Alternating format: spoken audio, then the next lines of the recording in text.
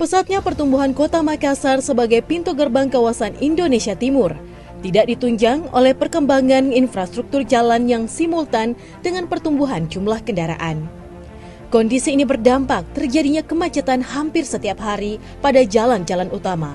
Salah satunya ialah Jalan AP Petarani. PT Bosowa Marga Nusantara yang merupakan anak perusahaan dari PT Marga Utama Nusantara selaku pemilik proyek menginisiasi pembangunan jalan tol layang AP Petarani Makassar dan mendapat dukungan penuh dari pemerintah daerah sebagai solusi untuk mengurai kemacetan lalu lintas sekaligus membangun konektivitas di timur Indonesia.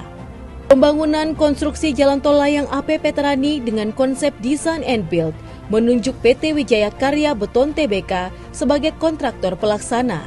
Dengan desainer PT Cipta Graha Abadi didampingi tim review desain Nippon Koei dan konsultan supervisi Joint Operation Nippon Koei, Indokoi International PT Cipta Strada, serta supervisi dari pihak BPJT selaku pengendali mutu independen ialah PT Virama Karya. Investasi proyek sebesar 2,243 triliun rupiah dengan dukungan sumber dana dari Bank Sentral Asia dan Bank Sulselbar.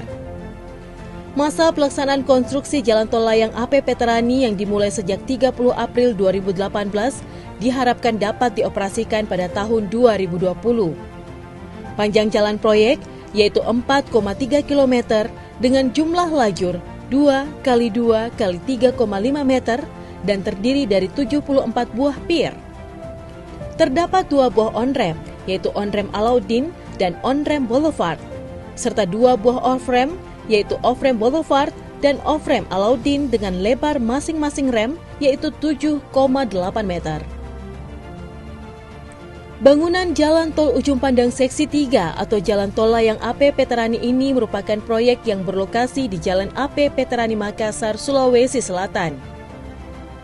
Secara umum pembangunan ini meliputi beberapa tahapan pekerjaan mulai dari pekerjaan persiapan, pekerjaan pondasi board pile, pekerjaan pondasi pile cap, pekerjaan kolom, pekerjaan pier head, serta pekerjaan erection box girder, slab precast, dan PCU girder.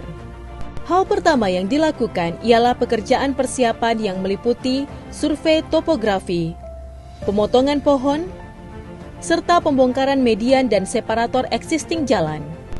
Di dalam prosesnya terdapat tantangan terkait utilitas dan fasilitas. Kesepakatan dengan pihak pemerintah Kota Makassar yang semulanya ditargetkan hanya berupa pemberian protektor terhadap pipa-pipa PDAM berubah menjadi relokasi. Namun dengan adanya koordinasi yang baik, akhirnya dapat terlaksana meski berpengaruh pada durasi proses tahapan pengerjaan. Berikutnya ialah pekerjaan pondasi board pile, di mana pondasi board pile yang dikerjakan adalah diameter 800 mm, diameter 1000 mm, dan diameter 1200 mm. Berikutnya adalah pekerjaan pile cap dan pier kolom yang merupakan bagian dari substruktur yang berfungsi meneruskan beban superstruktur ke pondasi board pile.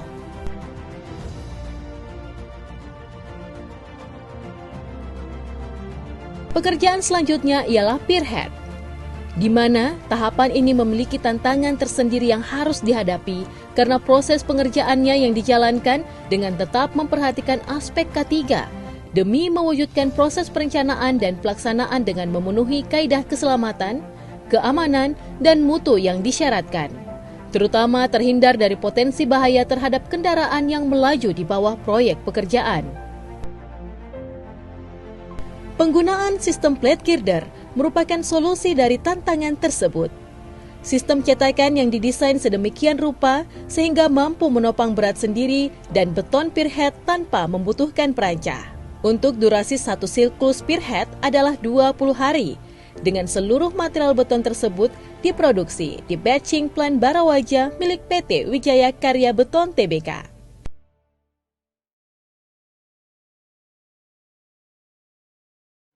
Tidak itu saja, produk precast jembatan yang digunakan di proyek ini diantaranya precast box girder, precast PCU girder, dan precast slab. Keseluruhannya juga diproduksi di pabrik produk beton Sulawesi Selatan milik PT Wijaya Karya Beton Tbk.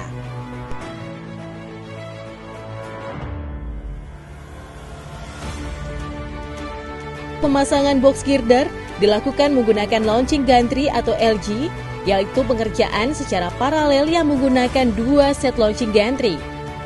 Secara umum, kegiatan yang dimulai dari pemasangan aksesoris pada segmen box girder dilanjutkan dengan pemasangan setiap segmen box girder menggunakan launching gantry.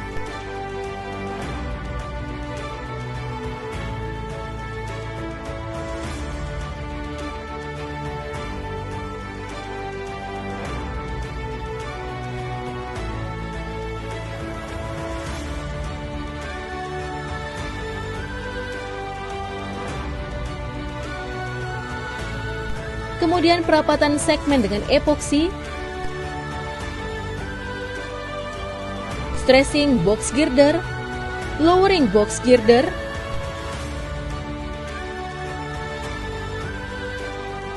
dan dilanjutkan dengan pekerjaan launching LG menuju span berikutnya.